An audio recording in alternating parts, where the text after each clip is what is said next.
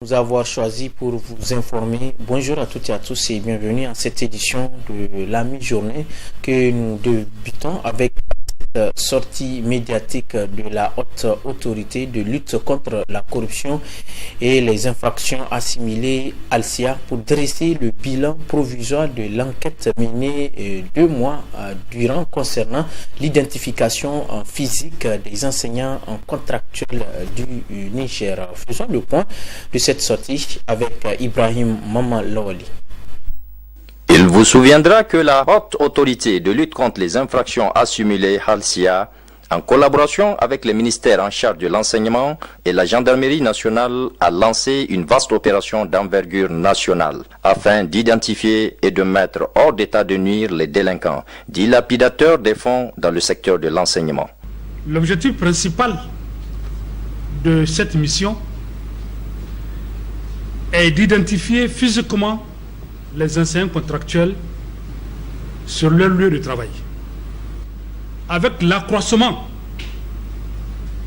chaque jour important des contractuels, il est vite apparu des difficultés de maîtrise des effectifs et même des pécules payés. Alors, au regard du poids des sommes en cause sur le budget national, les autorités de la 7e République ont chargé la Halcia d'investiguer. À entendre le responsable de la Halcia, les résultats de cette enquête provisoire sont accablants. Il y a une autre catégorie d'enseignants que nous n'avons pas trouvée. Et pourtant, ces enseignants se trouvent être sur la liste que les inspecteurs nous ont fournie. Ce n'est pas parce qu'ils sont absents. Tout simplement parce qu'ils n'existent pas. Il faut bien qu'on s'entende. Parce qu'ils n'existent pas. Et jusqu'à preuve du contraire, nous pensons que ce sont des enseignants fictifs. L'autre catégorie d'enseignants contractuels, c'est des enseignants qui sont sur le terrain, en train d'enseigner. Mais quand vous regardez sur la liste des inspecteurs, ils ne s'y trouvent pas. Nous allons considérer la première catégorie des enseignants qui sont sur la liste de l'inspecteur, mais qu'on ne retrouve pas sur le terrain. Et ils sont au nombre de, j'ai dit, 1917. Plus les doublons qui sont au nombre de 648. Rien que pour l'enseignement primaire, l'État perd par an, je dis bien par an, environ 2 milliards. Pour l'enseignement secondaire, c'est environ 500 millions par an. Et pour l'enseignement professionnel technique, c'est à peu près donc 60 millions que l'État perd. Cette investigation de la Halcia aura certainement d'impact sur la qualité de l'enseignement au Niger, mais aussi sur le budget national, d'où la nécessité d'élargir cette enquête au niveau des autres ministères et services étatiques. Hier, 19 septembre 2016, c'est la date de la reprise des classes au niveau du secondaire. Une rentrée boycottée par les élèves suite au mot d'ordre de grève de 72 jours lancé par la section lycée-collège de la région de Niamey. Des précisions dans ce compte-rendu de Abari Ousmane, Christine Hadzara. Les élèves du second cycle du secondaire ou lycée ont repris sur toute l'étendue du territoire national le chemin de l'école pour une nouvelle année académique 2016-2017 dans les différents établissements du secondaire. Tout y est pour accueillir les élèves, mais qui ont, à travers la section lycée et collège, décidé de boycotter la rentrée avec un mot d'ordre de 72 heures. Officiellement, nous avons voulu lancer la rentrée. Le gouverneur devrait venir ici au lycée Saint-Paul de lancement. Mais malheureusement, ce matin, ils nous ont amené un mot d'ordre disant que la section leur a demandé de surseoir à la rentrée pour 72 heures. Vous l'avez vous-même filmé, nous avons les fournitures nécessaires pour chaque élève, conformément aux années antérieures, c'est exactement le même kit. Du côté enseignant aussi, vous pouvez le constater, les enseignants sont venus massivement. et les enseignants et le personnel administratif. Actuellement, tout le monde est dans la boue. Le motif du boycott de cette rentrée qu'il qualifie de rentrée politique serait le non-respect des engagements pris pour la résolution des problèmes des classes dans les différents établissements. On ne peut pas effectuer une rentrée dans certaines conditions. Les raisons, les motifs ne seront d'autres que les engagements que jusqu'à présent les autorités n'arrivent pas à honorer. Et si vous prenez un peu l'exemple, pour ce qui concerne notre souci principal, c'est que ça concerne les classes en matériaux définitifs, qui ça fait cela plus de 3 ans. Et nous nous sommes dit cette fois-ci que trop c'est trop. Les modules de 112 heures, c'est un avant-goût. Au cas où ils n'ont pas commencé, ils n'ont pas redémarré les chantiers là, quand la lutte continue. Il n'y a pas un sous-débat. Et concernant certaines écoles également de la rive droite, nous avions eu une rencontre avec le gouverneur. Et nous avions énuméré la question de ces écoles qui sont victimes des inondations. Et nous avions demandé à ce que les eaux soient évacuées dans ces écoles. Et malheureusement, c'est ce qui n'a pas été honoré par le gouverneur en personne. Le renouement avec l'ambiance des salles de cours pour les élèves ne sera pas pour les prochaines 72 heures si des négociations ne sont pas entreprises, sachant que déjà, de l'autre côté, les étudiants n'ont toujours pas repris les activités académiques. Oui, restons toujours dans le domaine éducatif pour parler cette fois-ci du transfert des élèves d'un établissement à un autre, un phénomène qui se vit surtout en ce début de rentrée. Alors, comment se fait ces transferts? Réponse dans ce reportage de Ayouba Amadou, Christine Hadizara. Pendant les vacances, à la rentrée et même en pleine année scolaire, les élèves effectuent des transferts. Pour les responsables des établissements, les raisons de cette pratique sont multiples. Par rapport au transfert des élèves, en général, c'est des élèves, dans un premier temps, les parents sont affectés de l'intérieur du pays à Niamey. Donc évidemment, il faut qu'ils suivent leurs parents. Donc ils font un transfert d'où ils viennent pour revenir à Niamey. Et d'autres, c'est à l'intérieur même de la ville de Niamey. Soit un changement de logement ou un changement de quartier. Là, ils font un transfert pour aller au niveau de l'établissement qui est proche de chez eux. Ainsi, pour quitter un établissement à un autre, certaines procédures sont à respecter. Quand ça vient de l'intérieur du pays, l'enfant vient avec, le parent vient avec un ordre de transfert et non un certificat de scolarité. Il vient avec un ordre de transfert dûment établi par une autre DDS de l'intérieur du pays. Et à Niamey aussi, c'est la même chose. Nous avons des transferts de la DDS Niamey. Voilà, ça c'est un transfert de la DDS Niamey 3. C'est un ordre de transfert, donc on n'a pas besoin de demander la présence du parent si c'est un ordre de transfert. L'enfant vient avec un ordre de transfert, on lui établit ça. Mais tant que c'est un certificat de scolarité, on le refoule. Je dis bien certificat de scolarité. Les élèves redoublants qu'on transfère sont supérieurs aux élèves qui passent en classe supérieure. Je ne sais pas, c'est parce que c'est une honte de rester avec les anciens amis qui passent en classe supérieure ou bien... Ouais, dans tous les cas, le constat que nous-mêmes nous avons fait, c'est ceux qui redoublent, qui ne veulent pas rester dans le même établissement.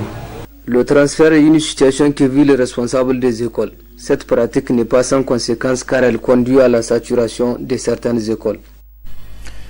La situation socio-académique au centre d'une déclaration de presse rendue publique hier après-midi par le comité directeur de l'Union des scolaires nigériens. Un extrait de cette déclaration avec le secrétaire général Sambo Hussein.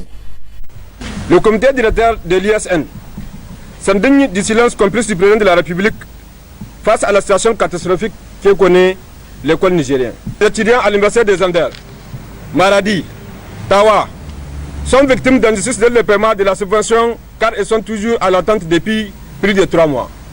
Les retards dans le paiement de la bourse du 3e trimestre et celle des vacances dégradent les conditions de vie et d'études des étudiants. Les paiements des allocations du 3e bourse dans toutes les régions qui plongent les élèves dans une précarité insupportable. La politique malsaine des comptes signatures imposés par le ministre de l'Enseignement supérieur des diplômes des écoles et instituts privés confirme l'inéquité entre les étudiants nigériens et les intentions malveillantes de certains individus de la tutelle à se créer un marché lucratif. Le laxisme des autorités de l'achèvement des sentiers met les scolaires dans une situation difficile dans la prise des cours. Aussi, faute de l'insuffisance de l'incivisme des enseignants, des chercheurs, les années s'étalent pendant 2 ans dans certaines facultés.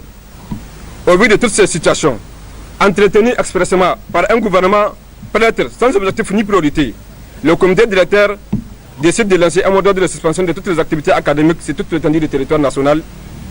Comptez ce mercredi 20 septembre au jeudi 22 septembre. Vive l'ISN, la patrie où la mort nous vaincra, la lutte continue.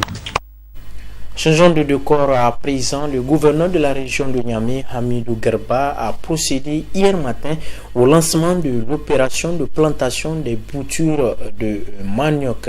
C'est le site du village de Kongourou-Mouchekwara qui a été choisi pour abriter le lancement de cette opération. Suivez.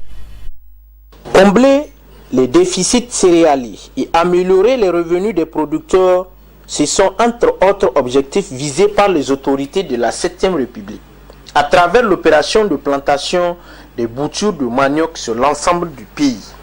À Niamey, c'est le 3e arrondissement communal qui a servi de cadre au lancement de cette opération. Pour préparer la campagne après l'hivernage, c'est en tout cas c'est pour cette raison que nous sommes sur ce site-là, et pour commencer à planter les boutures de manioc. Cette opération, toute la région du Niger. Au niveau de la région de Niamey, il y a 170 hectares qui sont prévus pour l'ensemble des arrondissements communaux. Nous sommes sur le premier site, ici. Donc il est attendu, en tout cas, à la suite de cette opération, il est attendu une production de l'ordre de 3740 tonnes, soit un équivalent céréalier de 164 tonnes. Cette opération, qui cadre avec l'initiative 3N, les Nigériens nourrissent les Nigériens, a été initiée pour permettre aux producteurs de bénéficier des divers avantages liés à la production du manioc, mais également améliorer leurs conditions de vie. Ces boutures de manioc proviennent pour la plupart de ces champs qui ont été plantés l'année passée. Donc ça veut dire que les paysans ont bénéficié non seulement du manioc, mais également de l'argent qui provient de la vente de ces boutures de manioc. Ça veut dire que, vous savez, c'est la création de la richesse, en tout cas, au niveau de tous nos villages. Donc c'est une expérience vraiment qui a porté ses fruits et nous pensons que le gouvernement va continuer dans ce sens. À signaler que cette opération a été financée par le projet PAC 3 et pour encourager les producteurs, le maire du 3e arrondissement a décidé d'offrir à ces derniers une motopompe. Rendons-nous à Zender où le président du conseil de ville de Niamey se rendit au marché d'Olé pour s'inquiéter de l'état d'avancement des travaux. Nasser Issa nous en dit plus. L'ancien marché d'Olé qui a été construit durant la période coloniale présentait un visage de type traditionnel où l'on dénombrait des étalages en paillotes et des boutiques en terre battue. Le président du conseil de ville, Dr Bachir Sabo, a visité les différents compartiments du nouveau marché en chantier qui renferme une superficie de 8 hectares. Le coût de travaux qui est estimé à coût de 13 milliards de francs CFA est prévu pour une durée de 18 mois. Démarré en mars dernier, le taux de réalisation est de 42%. Ces différentes réalisations ont permis au président du conseil de ville de mesurer l'impact positif des réalisations en cours. En fait, c'est un vaste programme avec des effets positifs. Il suffit tout simplement de semer une graine pour voir que tout autour, n'est-ce pas, c'est des semences qui poussent. Et ça, c'est le cas, par exemple, du grand marché de Zender. Et nous avons vu aujourd'hui ce que le président de la République a dit et est en train de réaliser. Indépendamment de ce marché, on dort tranquillement aujourd'hui à Zender. Le problème de l'eau est résolu à jamais. Vous n'entendrez plus les gens qui vous disent qu'aujourd'hui nous n'avons pas eu de l'eau ou quelque chose comme ça. C'est un problème qui est résolu à jamais. Et vraiment, je pense qu'il n'y a rien qu'on peut faire aux Zenderois que ce programme de Ganaram qui a coûté plus de 23 milliards et qui est en train aujourd'hui de faire, on est en train de voir ses effets. Il y a les voies qui seront faites dans le cadre du Zander Savoie plus de 27 km de route qui vont être réalisés. Déjà aujourd'hui, quand vous sortez dans la ville, vous voyez que la ville est devenue une ville lumière. Zander est illuminée aujourd'hui grâce effectivement à ce programme de renaissance. C'est qu'on n'a pas connu il y a 2 ans, 3 ans, aujourd'hui quand vous venez à Zander, vous constatez ce changement positif. Les citoyens de la ville de Zander a salué le nouveau visage de la ville. Plusieurs valeurs économiques et sociales pour la ville de Zander. Sa démolition a créé beaucoup de tollés autour du but. Les gens n'ont pas bien saisi l'importance même du... Retour à Niamey pour s'intéresser donc au monument construit dans le cadre du programme Niamey et Niala. C'est un reportage de Rupeyotou Zekriaou Bouloué. Le programme Niamey-Niala, qui a pour mission principale de réhabiliter les monuments et les infrastructures de la ville de Niamey d'ici 2020, est en marche. On a un certain nombre de monuments, dirais-je, et beaucoup de monuments, mais ceux dont on est en train d'aménager, qu'on a aménagé, ils sont au nombre de 9. Donc on a le rond-point Église, rond-point Enam, il y a aussi le rond-point Liberté Gadafara, et rond-point Mauré, rond-point Nigelec, rond-point Rive Droite, rond-point Terrain Musulman et rond-point et la place de la Concertation. Donc ils sont au nombre de 9 pour le moment. Mais nous sommes dans une perspective de réaménager un certain nombre de carrefours. Actuellement, on est dans ce qu'on appelle programme d'urgence. Maintenant, c'est après ce programme d'urgence qu'on va rentrer dans les réaménagements de certains espaces publics. Actuellement, on est sur le projet de rond-point Gadafara, l'espace public qui est à côté. Actuellement, on est en train de monter le projet pour pouvoir la réaménager. La réhabilitation de ces infrastructures est financée par l'État en collaboration avec des sociétés. L'apport d'un tel embellissement s'avère énorme pour un pays comme le Niger, d'où la nécessité de la contribution de tout un chacun est la bienvenue. Les 9 espaces dont des carrefours dont je vous avais parlé, et le financement a été fait par des sociétés nigériennes. Donc, le président de la République, son Excellence Mahamadou Issoufou, a demandé à un certain nombre de sociétés nigériennes de financer ces projets. Donc, le financement a été entièrement acquis par eux, financé par eux. Quand on prend rond-point Maoué, donc c'est la caisse. Quand on prend Gadafawa, c'est Spen. Place de la Concertation, c'est Sopamine, et rond-point Église. Donc là, c'est Rail. Il y a aussi rond-point Liberté qui est financé par l'ONALI. Vous allez voir même la petite calebasse là et le truc qui est, disons, Canari de la l'ONANI. Il y a aussi le rond-point Enam qui est financé par Somaïr. Notons que grâce à ces infrastructures, non seulement la ville de Niamey sera une ville moderne et coquette qui n'a rien à envier aux autres villes du continent. Construits depuis des années 60, les immeubles de la Sonici sont ces derniers temps délaissés car ils ne suivent aucun entretien. Hamza Moukela s'est intéressé à ce sujet, suivant son compte rendu. Ces immeubles au nombre d'une dizaine, gérés par la Société nigérienne d'urbanisation et de construction immobilière Sonici, se trouvent aujourd'hui dans un état piteux, car ils sont depuis un certain temps mal entretenus.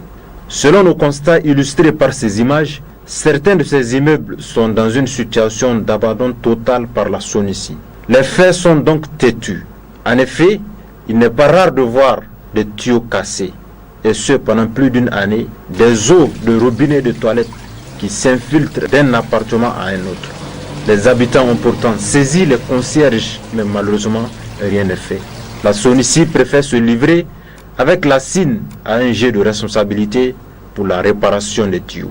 Moi personnellement, ça fait quelque chose de 4 ans que j'habite dans cet immeuble. Il y a des voisins qui ont fait quand même plus de 4 ans, d'autres ont fait 10 ans, voire plus même.